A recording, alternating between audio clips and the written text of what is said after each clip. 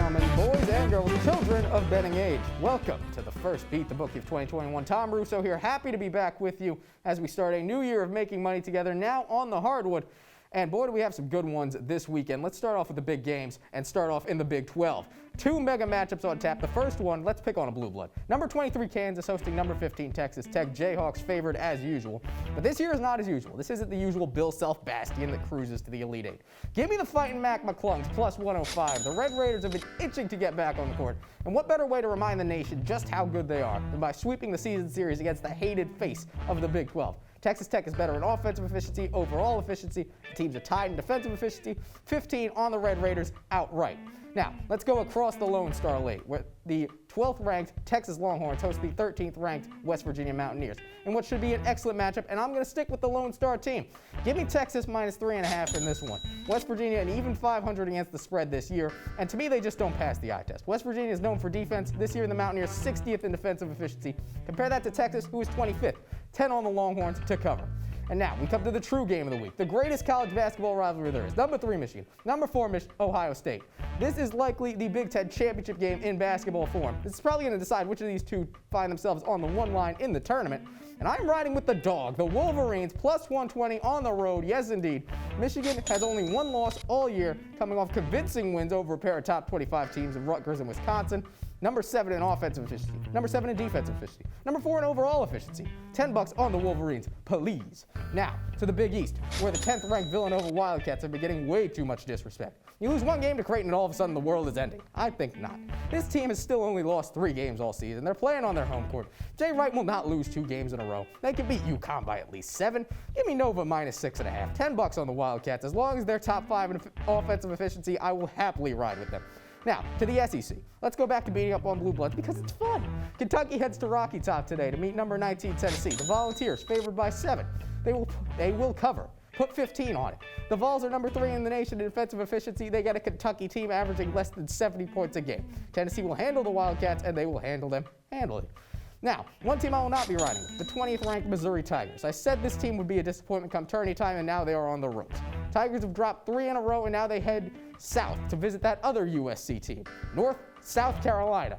Now the Gamecocks aren't that good, but they're 5-10. They've lost 4 straight. But hey, they've hung with the Tigers the first time they hung with Alabama, and one of those wins came against Florida. I still have no faith in Mizzou. They're the 16th luckiest team in the country. Compare that to South Carolina at 310th out of 357 teams in terms of getting lucky. The luck shifts this week.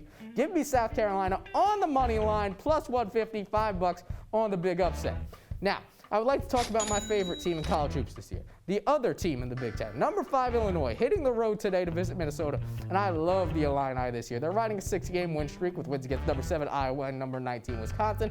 The Gophers missing their best defender. Their center's playing on a sprained ankle against Kofi Coburn, and they get to play the best point guard in the country in Ayo Dosunmu. Give me the Illini minus 5 all day long. I'll gladly bet 15 on that. Illinois, the lock of the week. 6-1-1 against the spread in their last 8, 4-1 in the last 5, 6th in the nation in efficiency. Yes, please. Lock it in. Now, for my dog of the week, let's talk Pac-12. The Conference of Champions, one of the craziest leagues we've seen this year. And we've got an intriguing matchup in Corvallis tonight. Oregon State hosting Colorado. The Buffs have been good this year, but they haven't been plus 6.5 against Oregon State good. The Beavers have not been terrible. They're right around 500. Ethan Thompson, quietly one of the best players in the Pac-12. I could see OSU covering 6 in the hook. Put $5 on it.